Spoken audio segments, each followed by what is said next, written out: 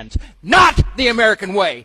These damn bills that come out here all the damn time come out here at the last second, and I gotta try to figure out how to vote for my people. Look at what they're doing out on the south lawn of the White House with the UFC event. The administration is building a cage on federal land, using citizen resources, just to throw a bread and circus spectacle on the 14th, while locking out and suppressing any voice that refuses to read from their script. They just banned Sean Strickland, an active American champion in the UFC, from even being at the event, because he walked offline and dared to speak against their narrative. Because he didn't play along with their political theater, but instead he openly called out U.S. foreign policy with Israel, and he criticized the administration's entanglements with Netanyahu, and he brought up the suppressed Epstein files. Well, you guys, I'm not surprised, but I got the call. I got the call. The UFC higher-ups called me, the big names. They said, Sean, I gotta apologize, but you're not Israeli enough to go to UFC 250 Israel edition. The White House didn't clear you. And I'm not really surprised, I'm not really surprised. So, I think moving forward, I would like to just apologize to Israel. I'd like to say I'm sorry, I'd like to apologize to Trump, and I just want to prove that I'm Israeli enough for you guys. Like, for instance, whenever the list disappeared and Trump goes out there and says to everybody that he can't really go into it because people that by association will get prosecuted and their names will be tarnished. I want to apologize because I don't want them to be prosecuted. Or when Trump goes and bombs out of Iran that no Americans agree with, that cost Americans $5,000 to $15,000 to go fight Israel's war, I want to apologize. Sorry, I've been a critic of that. My allegiance was apparently in the wrong place, and I just want to apologize. Or when Trump goes out there and says, hey, Trump, your approval ratings are the lowest it's ever been across all demographics. And Trump says, well, you know what? I have a 99% approval rate in Israel. I want to apologize, and I want to repent.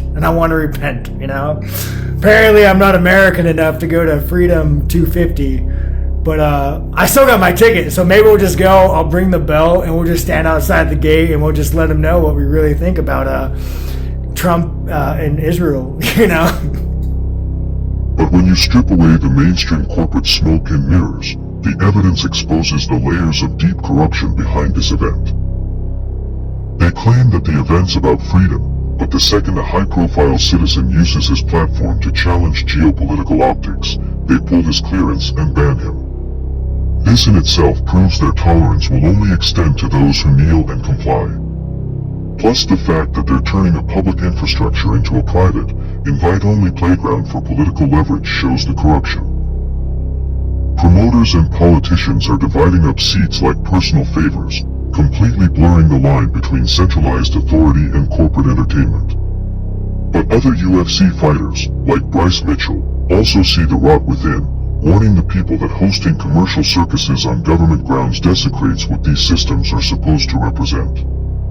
They want us fighting each other over patriotism while they siphon public funds to legitimize their authority. But Strickland says he's heading down there anyway, with a loudspeaker and his belt.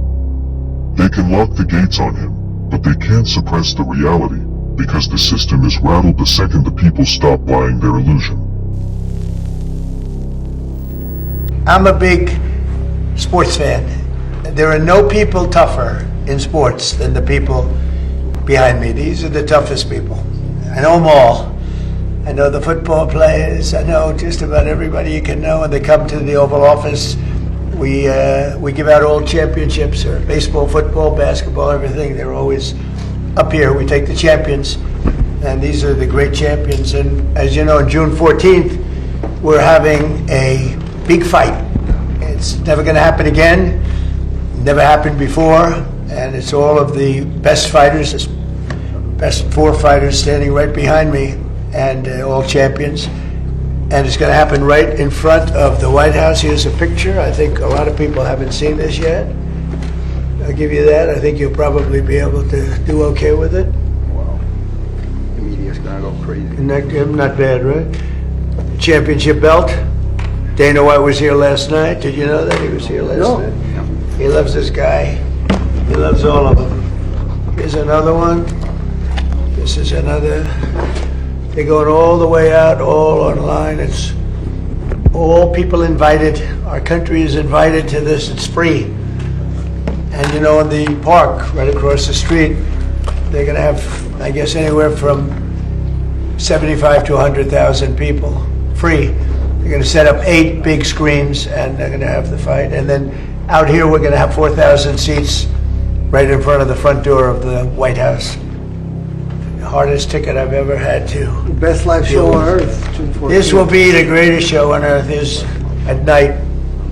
That's all lighting and cover. And I think you get the idea.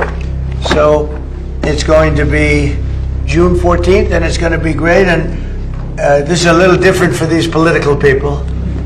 And but these are real warriors. When we talk about warriors, these are warriors.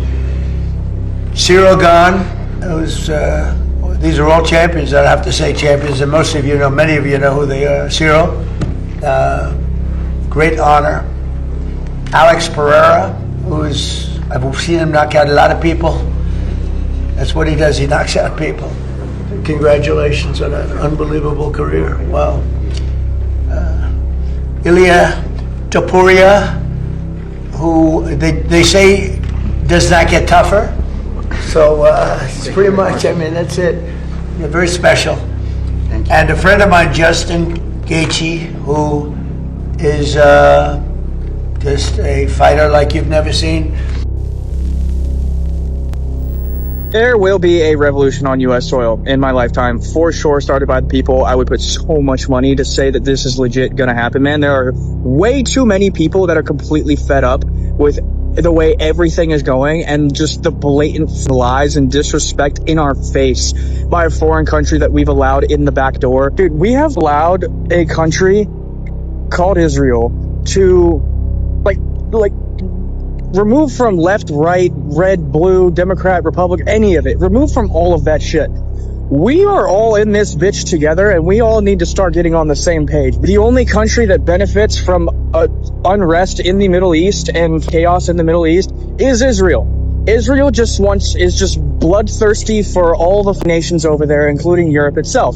And we have allowed, as the people, for the politicians to get completely fought out, paid for, and being blackmailed so that every decision that they continue to make will be on behalf of Israel and its own interests, while we as the American people cannot afford to buy homes, will not afford to buy homes, can barely afford to, like, every day it gets a little bit tougher and tougher and tougher and tougher. They are not listening to any of the stuff that the American people actually want. Nothing is going to change until we, the people, all collectively decide that instead of, like the whole propaganda machine is getting all of us arguing with each other, as opposed to actually, you know, the people who work at like the shipping facilities, people who work at like the ports, people who work at like the railways, like these backbones of capitalism working, we stop showing up.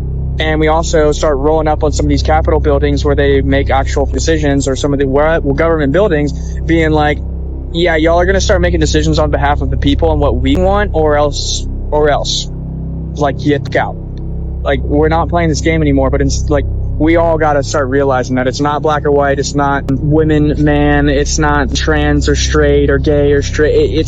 That's what they want us focused on and pissed at each other, so that behind the scenes they can send all of our hard-earned money to obliterate innocent families in the Middle East and rope us into it, and then rope us in conversation in the rest of the world where they hate the U.S. and they think we stand for that shit. Voting ain't gonna change it, dude. Like, we legitimately need it. I don't care if I gotta do typewriters or what, dude, but this shit's we're gonna start rolling up on some of these buildings. And not the American way.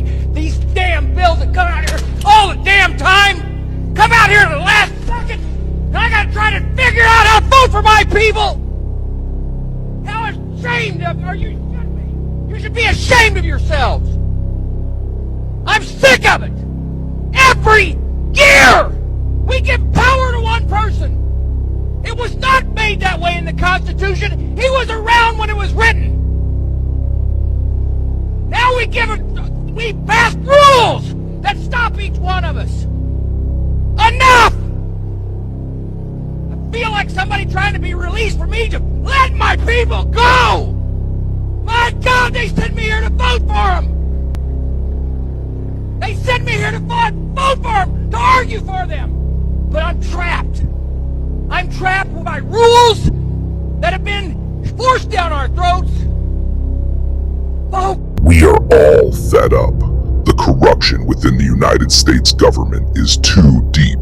The only way forward is for the American people to come together.